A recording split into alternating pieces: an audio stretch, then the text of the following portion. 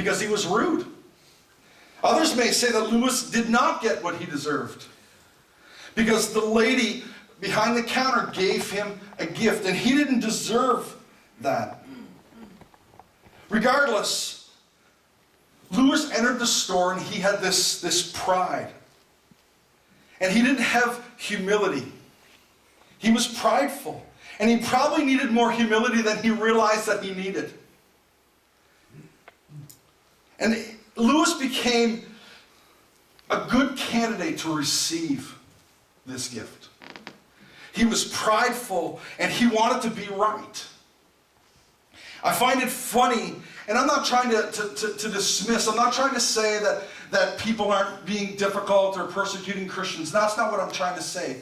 But the actual origin or the talking and saying happy holidays actually started in America. And the reason why they would say happy holidays is because Thanksgiving, Christmas, and New Year's were all very close together. And so instead of saying happy holidays, or instead of saying Merry Christmas, Happy New Year, Happy Thanksgiving, they just called them happy holidays because there was 3 holidays within one period. I'm just going to put that out there. But Lewis, he was convinced that they were trying to take Christ out of Christmas. How many have ever received the gift of grace? How many have ever been caught speeding? And you know you were speeding. And you were speeding and the police, you seem very excited. And you know you were speeding. And they pull you over and they say, do you know what I pulled you over for? And we usually say, no. But we really do. But you should, yes. And he says, well, you were speeding. And then they say this, well, you know what? I'm going to give you a warning or I'm going to let you off. That's grace. That's not getting something that you deserve. I was at a funeral not long ago. And I was at the funeral and I was standing off to the side talking to some friends. And this elderly gentleman walked up to me. And this was a guy that I knew from years ago when I lived in Moncton. And I mean, I don't know how old he was, but I'm going to go with like 130 or something. I'm not really sure. So he walks up to me and I'm standing there. And he walks up to me and he makes a comment about my weight. And it was ignorant. And I mean, I felt like that. And so he says this comment to me. I look at him and I say, well, that's okay because not long you'll be in a casket just like that guy. No, I didn't really say that. But that's what came in my head first. But that's not what I said. Gertrude went, that's not what I said. But that's what the first thing that popped into my head, that's what it was. But I didn't say it. I just said, well, thanks for the reminder. I almost forgot. And then we just moved on. Believe it or not, I showed him grace. Because he did something that was wrong, that deserved some sort of punishment. We didn't. Although Jesus certainly is the reason for the season, somewhere along the way, Lewis, he gets caught up in religion. How many have ever been in that trap? We all have. We get caught up in religion. And he wants to be right more than anything else. And so he jumps on the conveyor belt, he makes a scene, he says, "Booyah for the Messiah," and he tries to make things right. But he was chasing being right more than he was chasing being right with people and being right with God. Amen. There's a part about grace that has us being right with others. There's many people that find themselves in this war between happy holidays and Merry Christmas. And it's this verbal war. I mean, I've been out all this week, and everywhere I go, I said Merry Christmas. And probably half the people said back to me, Happy Holidays. That's okay. We can't control what other people say. We can only control what we do say.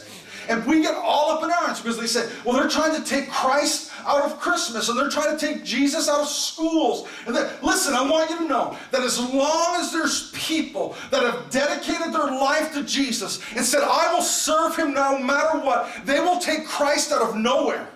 Amen. Because as long as he is in our hearts and we are living for him, Christ is still in our schools because they bring him to school every day. Amen. But we get caught in this verbal war. Happy holidays, Merry Christmas. And Lewis was like a lot of other soldiers of Merry Christmas. We seem to lack this sense of what's desired in God's eyes from us. What does God expect from us? Does he expect us to jump on the cash register, grab the mic, and say, Merry Christmas? I don't think he was being very Christ-like. He demonstrated this harsh kind of love. And I want to give you a hint. People don't respond very well to a harsh kind of love. No. The Bible tells us to speak the truth in love. Speak the truth in love. And I'm telling you, if you are trying to witness to your neighbor, and if you are trying to show your neighbor Christ, you need to find the balance between truth and love. And I say this, last Wednesday I said this, that often we can, if we're all truth, we can come across like a jerk. And if we're all love, we come across like a coward. We have to find the balance between truth and love. More than ever at Christmas. There's this real lack of love and respect when people try to be right. And when we engage people, we say, you know what, there's this judgmental part. And we use that and we think that it's going to be a good way to correct people. Oh, it's not Merry Christmas, it's not Happy Holidays, it's Merry Christmas. It doesn't come off. I don't believe how Jesus would want us to come off. Jesus said that people will know that we are disciples by the way that we love one another. Not how we prove we are right. People say stuff, believe it or not, people say stuff to me all the time that's very hurtful. And I'll have someone who is there and the person will leave and they'll say, well, aren't you going to say something? And I always say the same thing. Listen, I don't have to be right. My life will speak for itself. I don't have to be right. And they say, yeah, but they told you this, and they said this about you, and those things aren't true. My life will speak for itself. Grace is less about being right and more about being right with each other and being right with God. Religion and the law are about being right.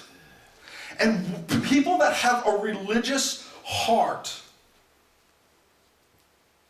they just want to be right. They want to be right. They don't care if they're right according to the Bible. They just want to be right. Religion has been defined as rules and regulations, but without a relationship. It seems like something that's far away from love and far away from what Jesus actually offers. For God so loved the world, we read last week, that he gave his only Son. Jesus said, love one another as I have loved you. In the stable, there were shepherds. This was not a profession that people really wanted to do, to be a shepherd. But there was lots of shepherds there. And it wasn't a job that was held in high esteem or high regard. But there was kings there. They were bringing gifts to this family that were taking this temporary refuge. Gifts that cost more than a shepherd's whole wage for a year. But in the manger, there were both kings and shepherds. Everybody was there. Nobody was excluded. If we love God and we miss out on loving our neighbor, we've missed the way that God wants us to experience Christmas in the first place. Because we can love God and not treat our neighbors or the people around us very well. But that's not Christmas. That's not the gospel. Grace makes room for people and gives them space to come near to Christ and experience his love, even if they have a different perspective or a different belief than you do. I have a friend, a very close friend of mine, and we have some significant theological differences. I mean, they're not just, I believe this and you believe that. These are significant theological differences. But me and him, we have this mutual respect and love for each other because we've come near, because Christ has brought us together.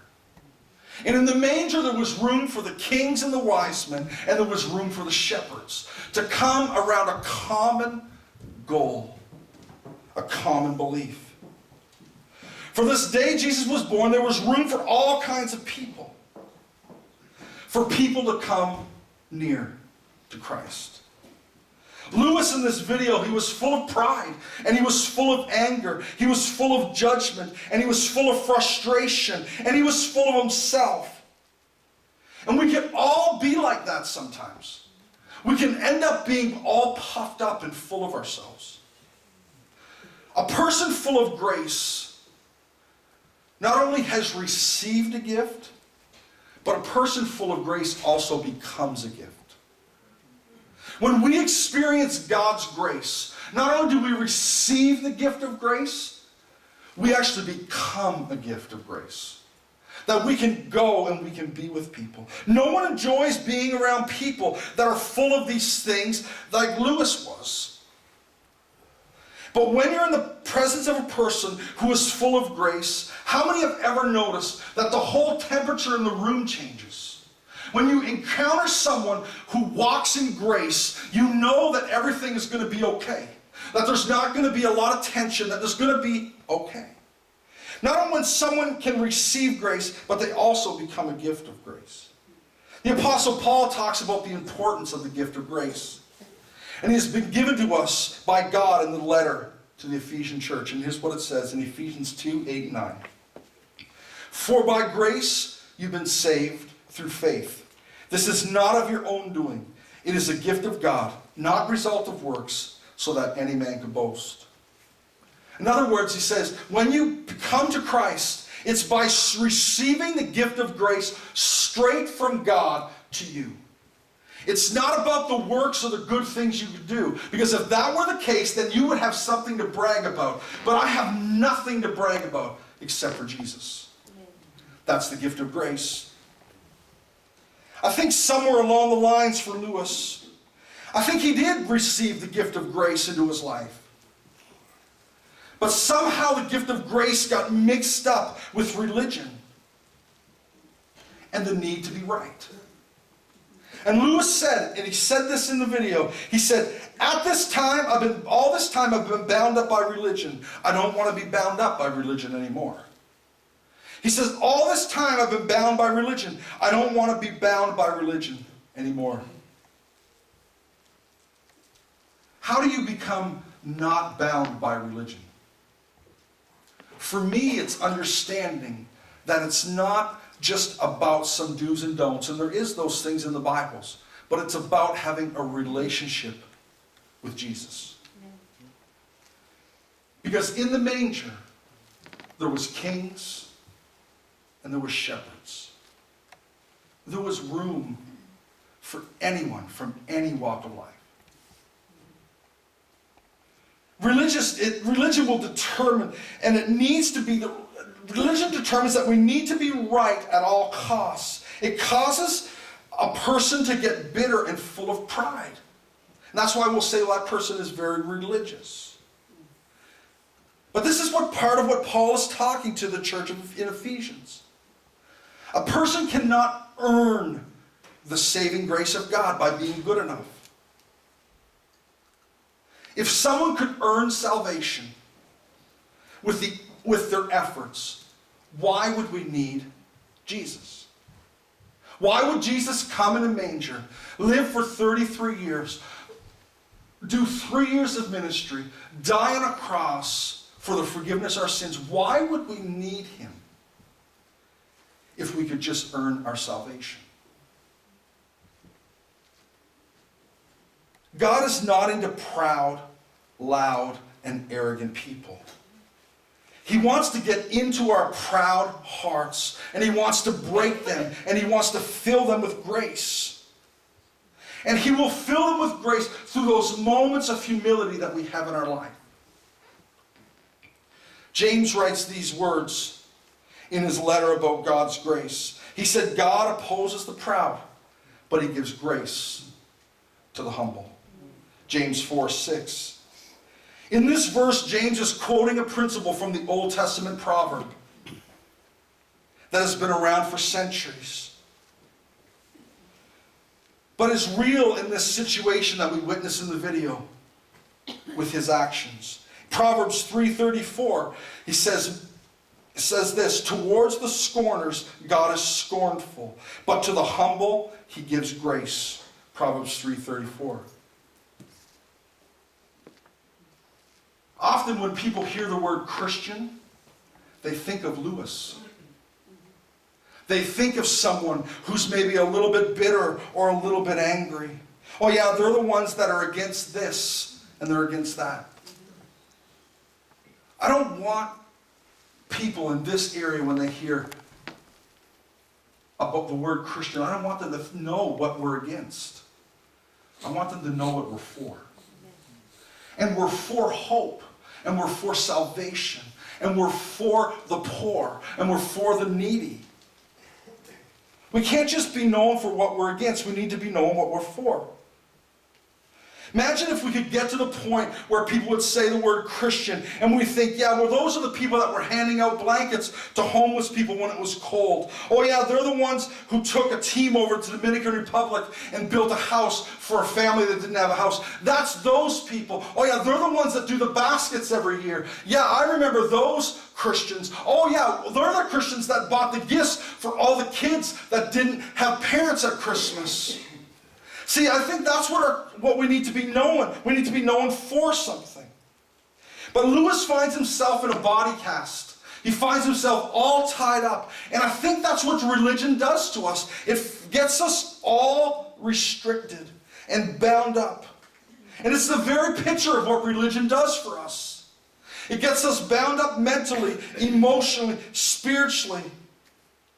Because he let his anger get the better of him. And if we let our anger get the better of us, it winds up and it can bound us up. And religion can do the same thing. He was bound up, tied up, knotted up, and he found himself in a cast. But I need you to know that the gift of grace, we have this lady behind the counter, and no matter how rude he was, she still reached down. She said, here's a gift for you. I know you don't deserve it really because you're not being very nice and you're not being very, very Christian, but here's a gift. And you could see it in the video as the healing started to take place in him. Life is more about being right. I love to be right. I love to be right. And anyone who's ever been, like anyone in my family who's ever been in a disagreement with me knows that I love to be right. And I think whoever talks the loudest, the fastest, the most, they're going to be right in the end. That's me. I love to be right. And when I'm wrong, just a hint, I still think I'm right. Everyone loves to be right to some degree. But life is more than being right. Life as God intended it is about being right with each other and being right with God, our Creator. There was this gift of grace that comes into play. Grace that takes our relationship that is between us and God and us and each other, and it makes it right. Grace is a gift. Grace is a gift that must be received to be experienced.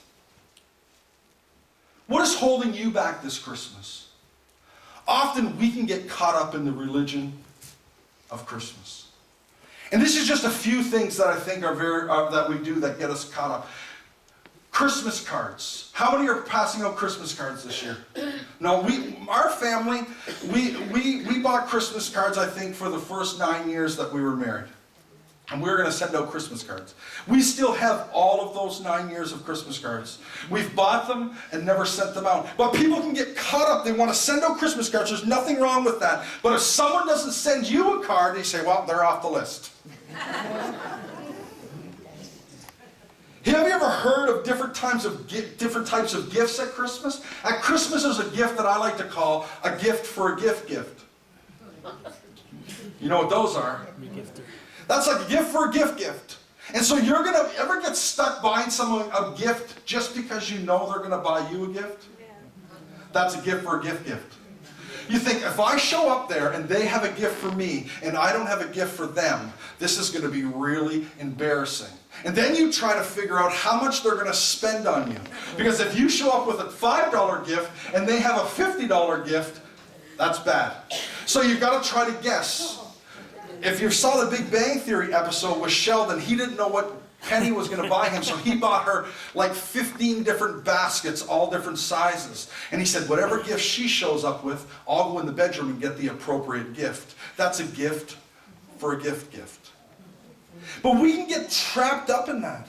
We can get trapped up in buying gifts, and it can become very religious and get us caught and feel trapped, like Lewis. I mean, if you need to buy someone an extra gift, you can buy me a gift. I love gifts. But it needs to come from our hearts. It needs to be, no, I'm not just going to buy a gift because someone's going to buy me a gift. Like, I'm going to buy Scott a gift this year. And if he doesn't buy me a gift, no problem.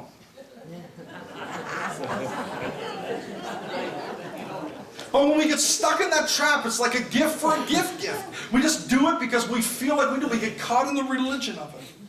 Maybe the thing that keeps us bound up is our family. And our family and our relatives are going to come to your house and eat your food and offer you advice on how you should raise your children. And then his sister is going to show up with one pie for 17 people. We get caught up in the religion of Christmas.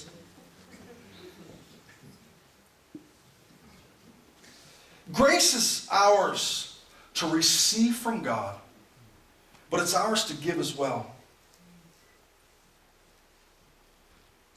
Grace, we can give grace on a very small level. The other day I was driving around in the mall. Not the mall here in Moncton. And I had to go park. And I was driving around and I saw this prime parking spot. And I'm like, God, you are so good to me.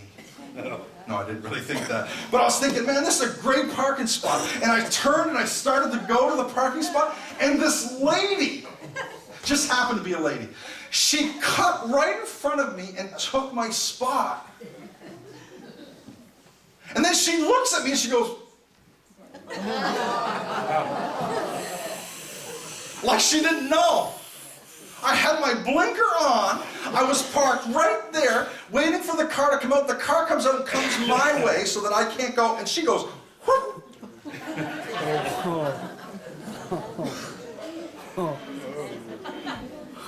I rolled down my window. I said, Merry Christmas. Because grace is a gift that we can give as well. It's a gift we receive, but it's a gift we can give. The prophet Isaiah says this. No, this is the kind of fast I want. I want you to remove the sinful chains, to tear away the hopes and the burdensome yoke, to set free the oppressed, and to break every heavy yoke. I want you to share your food with the hungry, and to provide shelter for the homeless, oppressed people. When you see someone naked, clothe him. Don't turn your back on your own flesh and blood. Then your light will shine like the sunrise. Your restoration will quickly arrive. Your godly behavior will go before you, and the Lord's splendor will be your rear guard. Then you will call out. The Lord will respond. You will cry out, and he will reply, Here I am. You must remove this heavy yoke from among you, and stop pointing fingers and speaking sinfully. You must actively help the hungry and feed the oppressed. Then the light will dispel the darkness, and your darkness will be transformed into the noonday. The The Lord will continue to lead you. He will feed you even in the dry regions. He will give you renewed strength, and He will be like a well-watered garden. And you will be like a well-watered garden, like a spring that continually produces water. Your ruins will be rebuilt. You will reestablish the ancient foundations. You will be called the one who repairs broken walls, the one who makes the streets livable again. Isaiah 55, 6-12. Lewis said religion is wanting to be right. But we need to understand that grace is about wanting to be right with God and right with others. This year, my prayer for everybody in this room, in closing, is that you would receive the gift of grace. Grace is the forgiveness of sins. Grace is getting something that you do not deserve. There's two aspects or two parts of grace. And the Bible talks about both. The Bible talks about God's grace to us, where we get what we don't deserve. Because the truth is, and it's hard for us to hear, that every one of us deserves hell. Every one of us. But because of God's grace, because we call out to Him, and He first called out to us, we can respond to Him, and He saves us. That's the first type of grace. Grace that covers our sin, our past sins, our present sins, our future sins. That's grace. And that's great news.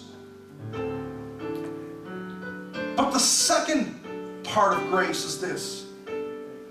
God's grace comes into our life, and He saves us, and He comes into our hearts, and He delivers us from sin. But the second part of grace is that He doesn't leave us here. He gives us the strength to change our behavior, to do something that we would not be able to do on our own. God's grace. That He saves us. He delivers us of our sins if we call on Him and admit that we're a sinner. But then His grace takes us. It supernaturally empowers us. And it takes us from where we were, and it moves us to where He wants us to be. See, when I was in the funeral home, and my old friend made the comment, I want you to know that the old Troy, I would have said, well, that's okay, because it won't be long. You'll be in the casket with that other fellow. See, but His grace is powerful enough to take us from where we are and to move us where He wants us. And St. Louis was on the same journey. He got all caught up in religion, but God was moving him. You could see it in the video. That he realized he didn't want to be stuck where he was, that he wanted to move. And salvation is not just about a magic prayer. It doesn't say, God, come into my heart, forgive me of my sins. There's nothing wrong with that, but it's not a magic prayer. That we pray and He saves us from an eternity of separation from Him. And then He takes us and He moves us along the journey. And that journey is called sanctification. It's a process of Troy becoming more like Jesus. I mean, I have a long way to go. But I want you to know that this Christmas, for everybody in this room,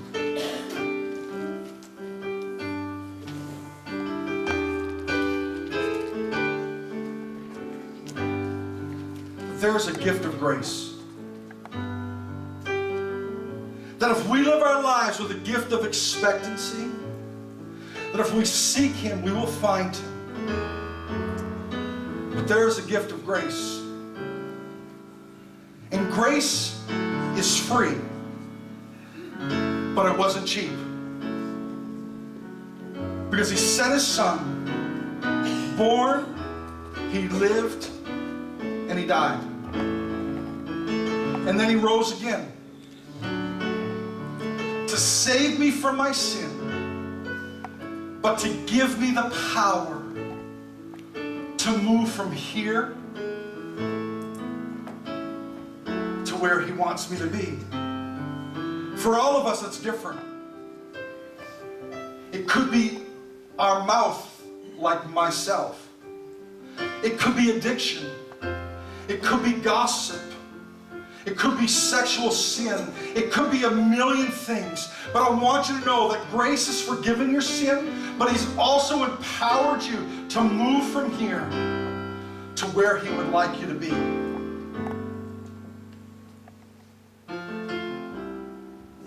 If Penny can go back, we're just going to play a short video. And I think we've seen this video maybe a long time ago. But I want us to understand the gift of grace.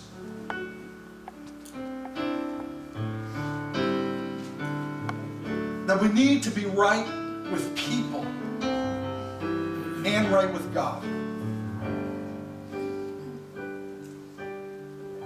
Go ahead.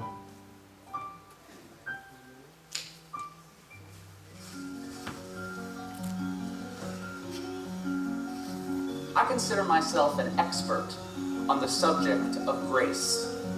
Not because I understand it better than anyone else. In fact, most times I'm left completely clueless as to what grace actually is. I just know it when I see it, and I know it when I experience it, because frankly, I've needed a lot of it in my life.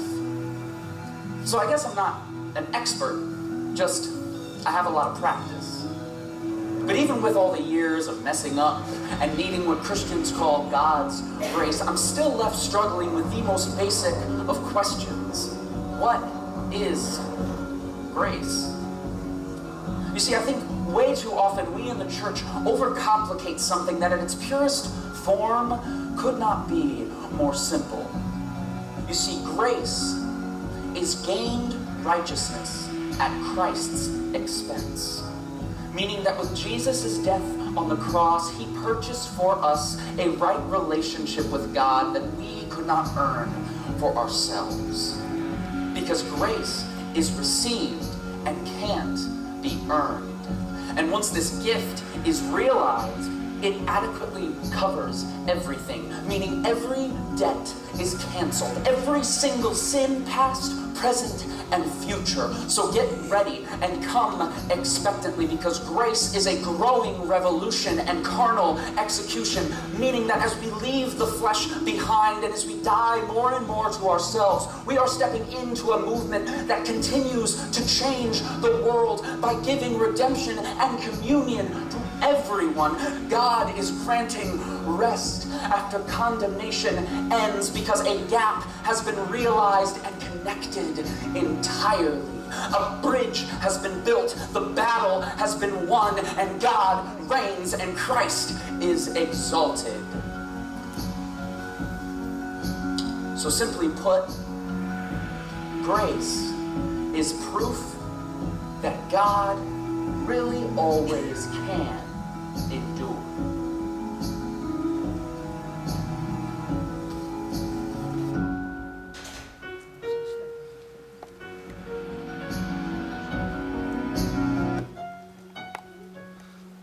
If you're here today and you say, Troy, I've never experienced that. Like I've never said, God, I'm a sinner. And I need your grace in my life. No one else can save me. Only you. No one else can put me in a right standing with you. Only you can do that. If that's you today, you say, Troy, I want to make my life right with God. I want to serve Him with everything in me. I want Him to be first in my life. If that's you, don't be shy. Raise your hand.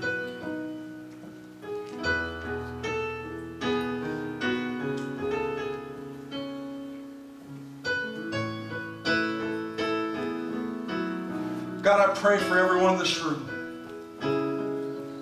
God, I pray that we wouldn't let a religion control our life,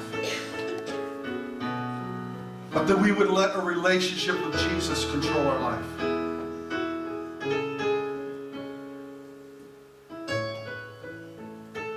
And we, every day, would walk in the grace that you've given us.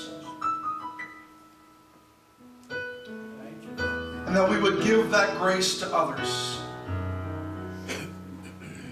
And that the grace we receive from you wouldn't be just so that we could say that we're saved, but that we would understand that it gives us the power to move us to where you would want us to be.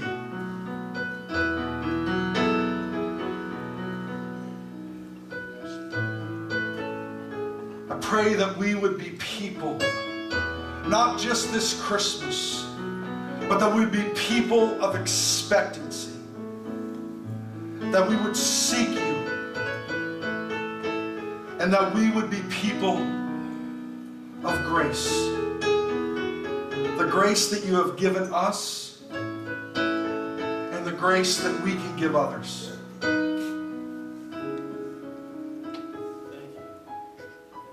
In your name. Amen. In closing today, make sure you